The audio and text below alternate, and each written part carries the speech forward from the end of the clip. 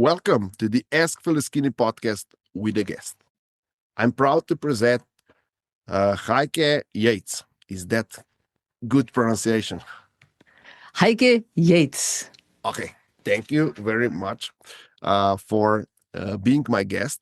And I would like to start off with asking you a bit more about yourself and how did you start what you're doing now? How did that happen? How did life brought you to where you are now? Yeah, I'm currently helping midlife women gain momentum with their health and their strength and their life. And that's what I've really focused on because I feel that a lot of women and men that get older are somewhat at some point stuck and they feel like they don't know where to go and they don't know where to look for help. And the internet is inundated with so much information that adds to the confusion. And even for somebody who's tried everything, has gone through all the diets and the exercise programs and the quick starts and God knows what is out there, and still didn't get to where they're going, they feel that they lost momentum, that they don't know how to move forward. And when you look back over 40 years when I started my air quotes, my fitness career, I had no idea what I was getting myself into. Back then, I originally grew up in Germany, and exercise is just built into your everyday life. You bike to the bread store, you walk to the beer garden, since I'm from Munich area, and you hike just because it's just what you do. It's not to go to the gym, lift weights, do this. At least back when I grew up, it was just part of what we did. And then I moved to the States when I was 23 and had a job at the Foreign Service. And it was completely sedentary. It was probably the worst time of my life because I cannot sit still. And I was sitting there and I was getting just flabbier and less active, on and on. And then I met my first husband there. And then I became miraculously pregnant. And we had not planned on having children, but there we are. We were in love. I got pregnant and I gained 50 pounds during my first pregnancy. And it was great because my then gynecologist said, you must rest, eat bonbons, let your husband massage your feet, don't do anything, and no exercise, which is so different from what we're telling women now. And just take care of yourself. And then after the baby, you can do whatever you want. But after that baby, I had gained 50 pounds. And once the baby was delivered, there were still 30 more pounds to go. And I had no idea how to get that weight off or where do we even start? And I thought about all these diets. The cabbage soup diet was a big favorite back then, and a Scarsdale diet. So I tried these diets. I got those books, and only to learn that this is nonsense. You can't diet yourself to health and strength. And back then, I had a friend who was also a young mom, and she says, I'm going to the class at the local YMCA, which is a fitness group that is pretty much everywhere around the world. And she says, they're teaching dancercise classes. And I was like, I could dance. I love dancing, and I could bring my son with me because they had childcare. So during the hour of exercise, I didn't have to worry about him. I mean, he always hated going there, it seems, because the whole hour he would just scream his head off no matter what the lady did. And I said, I am not giving up. And I loved the idea of the classes. It was music. You probably now you would say it's more like jazzercise or like Zumba, like Zumba. And there was some light weightlifting, there were some ab exercises, and you did it in the community of like-minded, friendly other women. And this is how my journey got started with exercise. Amazing. And I would like to discuss so many topics with you regarding how to gain strong body.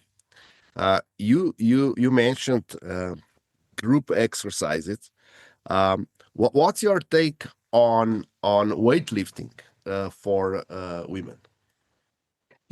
Back in the days, nobody talked about weightlifting for women. So just to be clear, I will be 65 this year. So I've been doing this for a long time, for almost 40 years at this point in the fitness industry and nutrition. And nobody talked about weightlifting back then.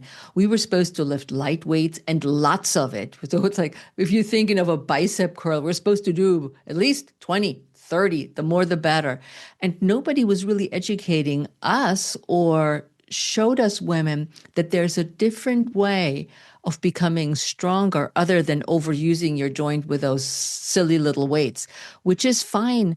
I always say when I work with my clients that are older in their 80s, 90s, and my oldest client just turned 100 last week, they do lighter weights. It's a whole different body. It's a whole different story with age-related diseases and things that we're dealing with back then.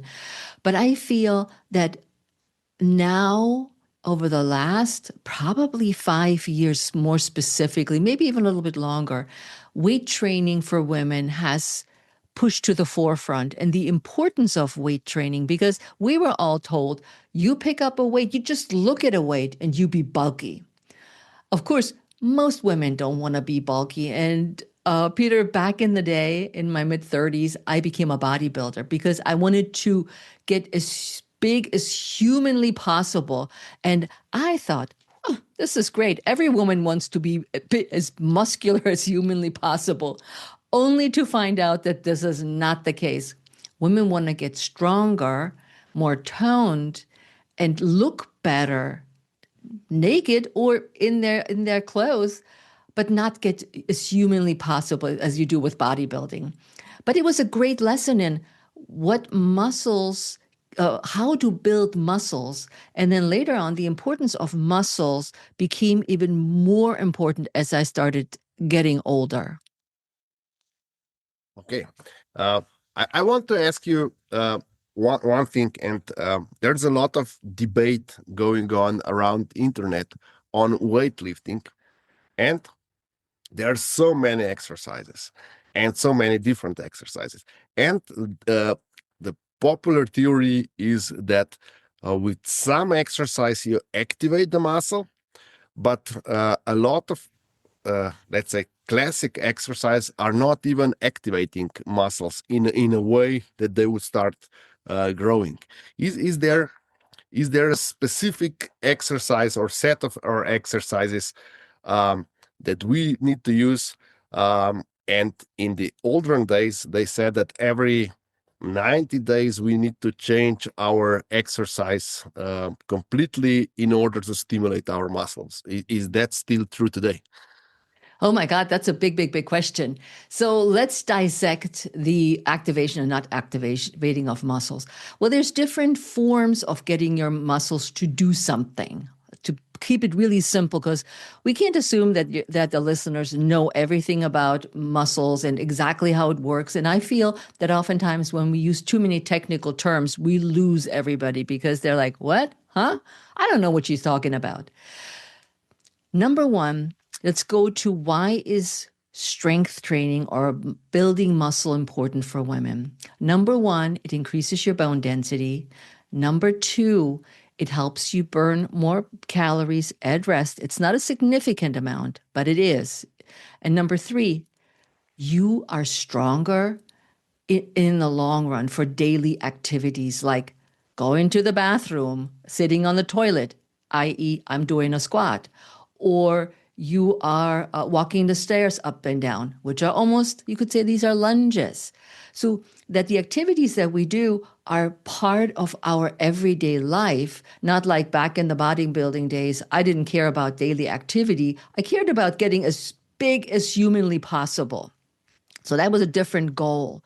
But when you think about, in my mind, I believe that you always activate your muscle. There's different forms of when you do an active bicep curl, like you use your arm, you go up and down with the weight, but you also do isometric or isokinetic strength training where you don't necessarily move But because of the external resistance, like the weight in your hand, and you're holding still and you have to hold it, or like imagine if you're listening to this, I make a fist in front of me and I put the other hand on top of it. I'm trying to push my arm down.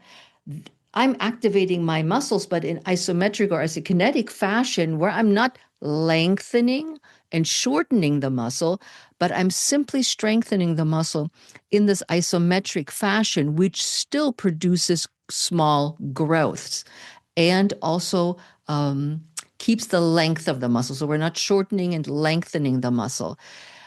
And so there's different ways of looking at it, but I feel there's never a time, or I know there's never a time when we're not activating, unless you're standing there and you lie down. Probably lying down is the best way because you just lie down. Your body, your skeletal system doesn't have to do anything with the muscles. To the 90-day turnaround, I always say change things up, Mhm. but it depends on the goal. If your goal is to continually grow your lean muscle mass, or just call it muscle mass because it is lean, it's not a fatty muscle mass. It's your muscle mass. You have to challenge the muscle progressively. If you do something for, I always say 6 weeks, 90 days, whoever says whatever is the best for the research that's currently out there, change things up because your body will get used to the pattern and the weights that you've been using. Even if you add progressively more load or more weight, you will still get to a point where you're not catching your body off guard, where it's used to after a chest press, I do a bicep curl, I do a shoulder press, I do a whatever. Um, and that's just changing things up will challenge not only your strength, but your balance and coordination throughout those exercises. And that in its whole package will result in more muscle mass. And ladies, you're not getting bulky. There are very few women that are getting bulky. I know a client of mine she looks at weights and her muscles grow, but it's very unusual. But she also has a very ectomorph body type where she quickly gains muscles, which is 99.9% of us don't. And men have the opposite. They usually grow much faster because of the muscle tissue difference between male and female. Okay, I would like to address a couple more things. Recuperation time. Yeah, in the olden days, they said that we should train one muscle per week, or we could do abs several times per week. Now the new theories go down to 48 hours per complete recuperation. What is your take on that? Between 12 to 72 hours is recovery is ideal. And that depends on what you did. If you had a hard HIIT workout, high intensity interval training workout, you must give your body more recovery time for muscle repair and just overall rest of the body to again hit it than with a harder load. If you're somebody who's taking a group exercise class with lighter weights, you probably don't need that much recovery. But in that case, I would always say take a day off, do something else the next day, Mhm. and then go back to that. Let your body repair itself. Because when you think about the idea of muscle growth, is where we lift weights. What happens is in our body, our muscles are what's the word I want to use? Are broken down. We damage our muscle in order to grow them in its simplistic form. So you damage your muscle, so it repairs and regrows and builds more of it. So it needs time to recover in order to do that.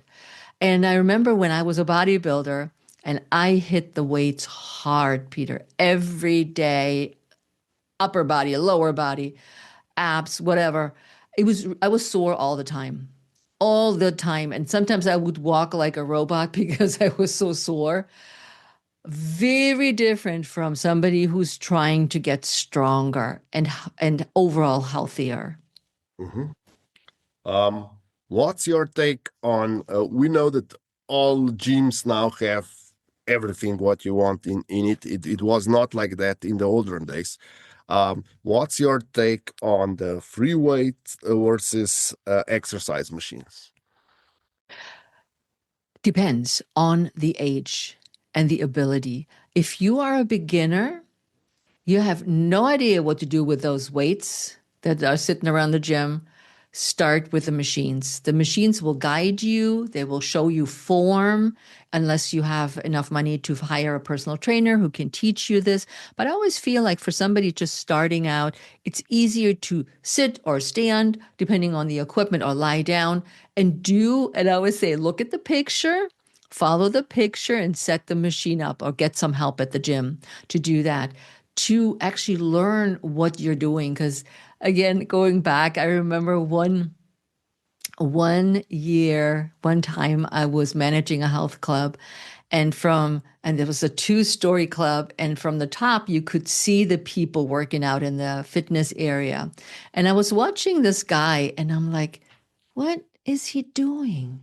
And he had this newspaper or this magazine on one of the benches, and he would go and look, and then he would go back and would try to mimic what he saw. And I'm like, huh, this doesn't look like anything I ever seen. So I walked down and just kind of said, oh, what are you doing down there? And he said, oh, I'm doing this new great workout. And I'm like, oh, okay.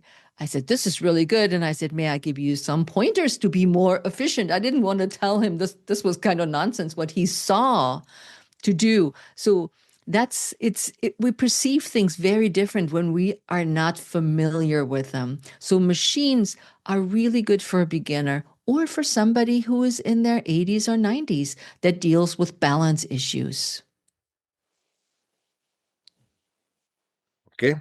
Um, for my let's say my best progress was made when I would combine weightlifting with chiropractor. What's your take on that?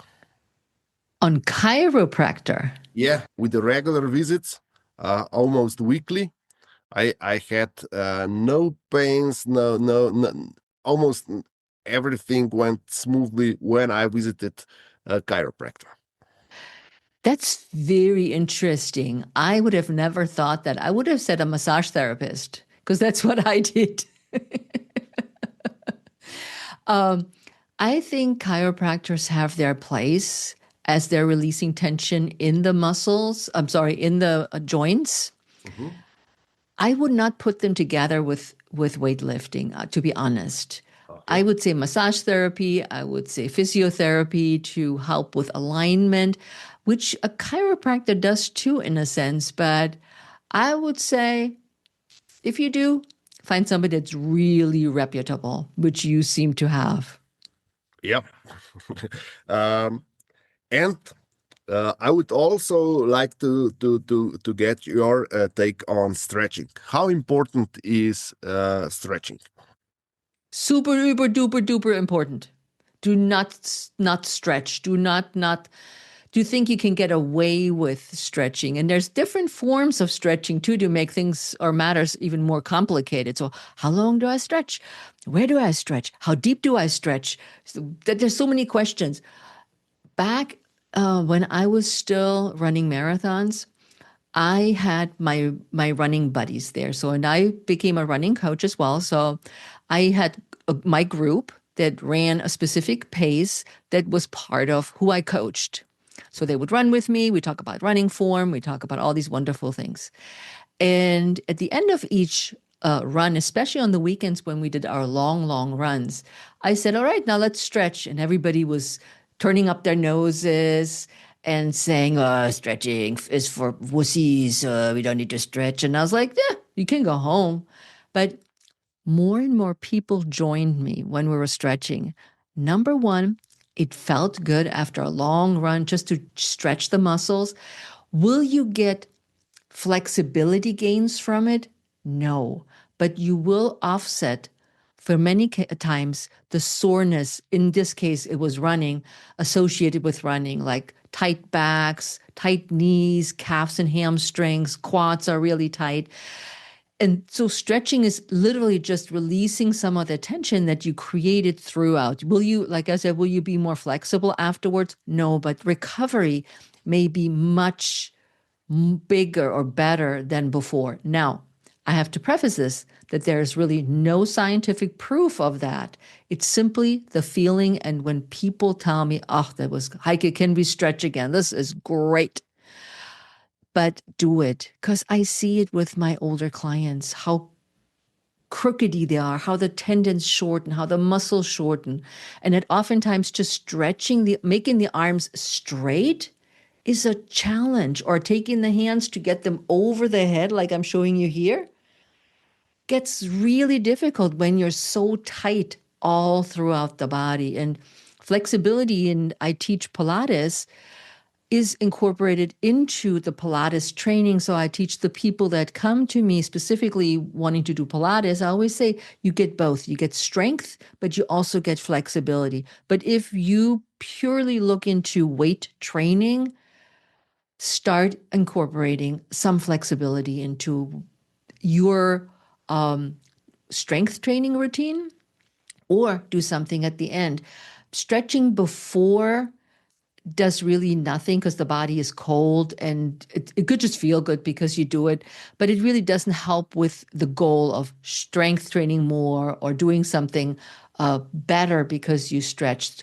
So do like just some warm-ups that you normally would do, like leg swings or roll downs or whatever it is your warm-up is on the bikes. Get on the bike for 5 minutes. But in the end, take your time to really stretch those major muscle groups. Your body will love it.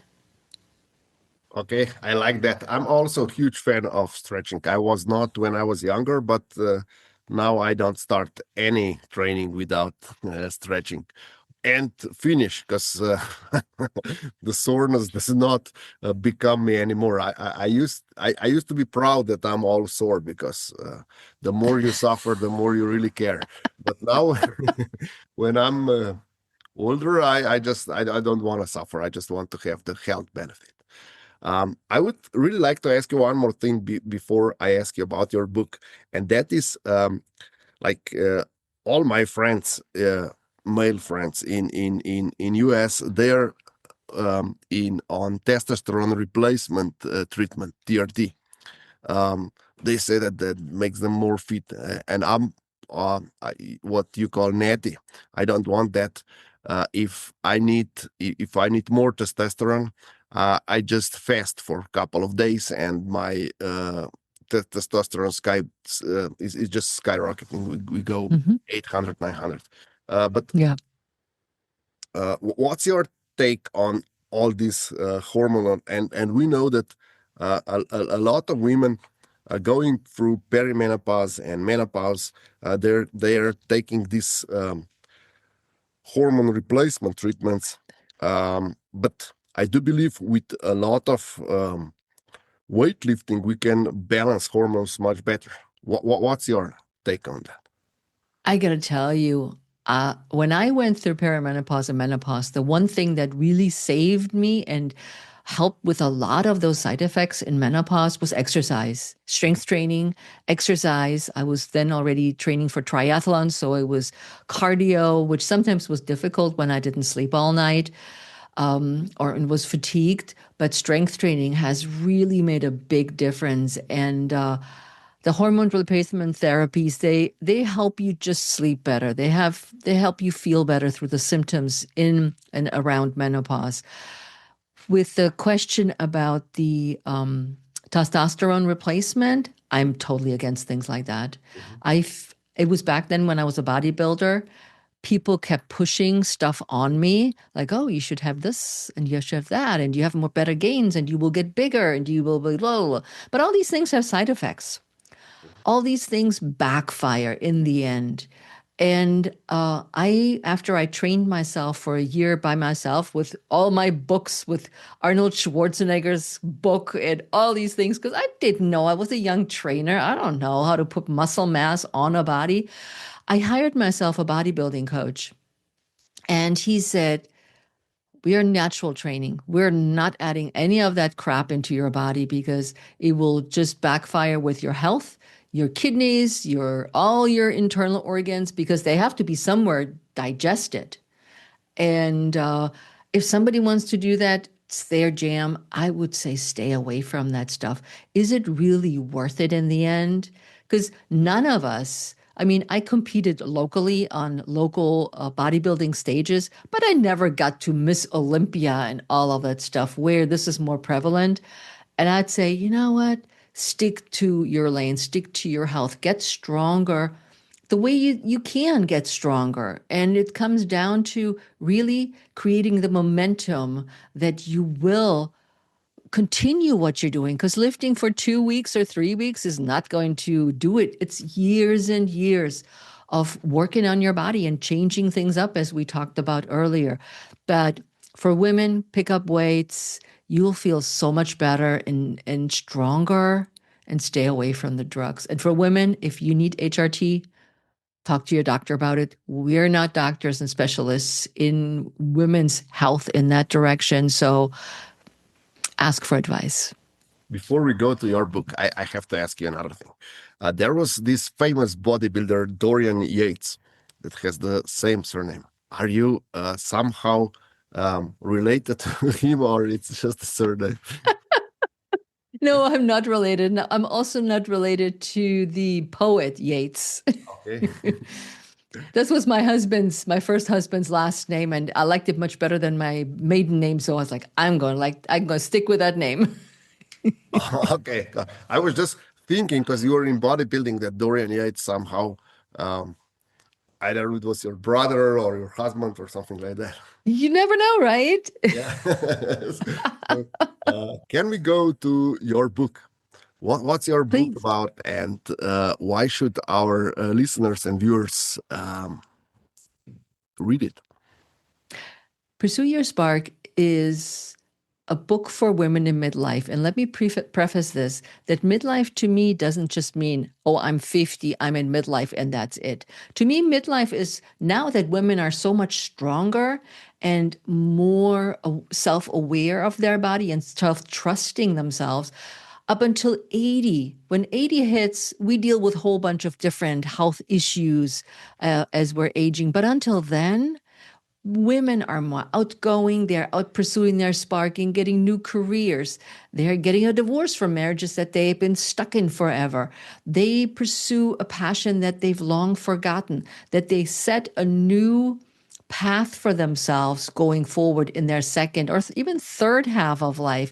And I see it over and over. And Pursue Your Spark was actually I had thought about writing a book for a while, and I didn't want it to be a fitness book. I was like, there's so many fitness books. And then I thought about what do most of the people that I work with in my studio here in Maryland need from me? Yes, they come for exercise, but they usually come for the conversation, the coaching, the life advice. The I'm not a life coach, but Heike always has an opinion and the feeling better emotionally after they left. One of my clients who is now 80, she just turned 80 last year. She had been a client of mine for years. She has severe scoliosis at the S curvature in the spine, and she started taking Pilates because she felt better because of all the things we talked about in Pilates, the strengthening and lengthening of the spine. And her husband had taken ill, and was really strapped down at home, taking care of him. She couldn't go to her singing group because she had to take him to the doctor. And there was all these things, and she really felt tethered down at home. And her daughter lives not too far away, but she had to fly to her daughter. And she says, you know what? I have another family member taking care of my husband. I'm going to visit my daughter. I'm like, this is great. This is good for you. Do it. And she leaves, comes back for her next session. She comes in the door beaming. And I was like, whoa, what a weekend did you have? And she says, Heike, you're not going to believe this. And she tells me about all the things she did with her daughter. And the most important thing she says, Heike, I feel like myself again. And I looked at her and I said, what does it mean? She said, I didn't feel like I was being pulled in different directions. I was doing what I wanted to do when I wanted to do it. And I didn't have to ask for permission. I didn't have to be cautious of. I didn't have to feel guilty because I didn't take care of my husband. I felt so free. And to me, when somebody said, I feel like myself again, always in my head went back to when I was 20 or 30. When she said it, it really hit home. It was not about feeling younger, but it was about feeling true to yourself, what it is you want, where do you want to go in your next phase of life, and how can you do that? And I looked at her and I said, you just gave me my book. That's what Pursue Your Spark is about. It is a way to give you momentum into what's next for you with my own experience, with that of my clients, with stories, with strategies, with a lot of questions about curiosity and setting boundaries where we often feel guilty for setting boundaries, being curious, because we're tethered in between what is now coined as the sandwich generation. We're in between the grandkids and we're in between our own parents that need us. And there's very little room for us. And so the book is really about helping you move forward without guilt, without shame, but pursuing that spark. And that spark is not specifically a fitness or a nutrition spark. The book is supported by worksheets and by some of the chapters that are in there that go around fitness and nutrition. But it's primarily about what is your next spark? How do you get going with the spark framework? So to make that happen, what you have been dreaming of. Amazing. Thank you very much. Thank you, Heike, for all the insights. I will include the link to the book in the description below. And thank you again for being my guest. Peter, it's a pleasure across the ocean. I love it.